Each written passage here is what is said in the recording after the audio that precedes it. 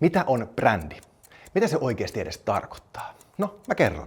Moi, mä oon Toni Lähde ja tää on Brändin anatomia minuutissa. Brändi on tunne, siinä se. Se on tunne, joka muuttuu tunnesiteeksi yritystä, henkilöä tai tuotetta kohtaan. Mä annan esimerkin. Coca-Cola ei ole limu, vaan maailman joka kolkassa tunnettu symboli, joka toimii symbolisena siteenä yhteisöllisyyteen, onnellisuuteen ja iloon. Tai Nike, joka ei ole vain sporttikenkien valmistaja, vaan maailman tunnetuin ja arvostetuin arvolupaus itsensä ylittämiselle. Eli brändi muuttuu todeksi vasta, kun sillä on merkitystä ihmisten elämässä.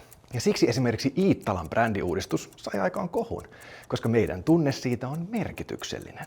Ja jos sä et ole brändi, sä oot hyödyke. Ja hyödykkeen voi vaihtaa toiseen hetkessä. Se on korvattavissa toisella. Brändi ei. Ja siksi brändi on jokaisen yrityksen tärkein voimavara.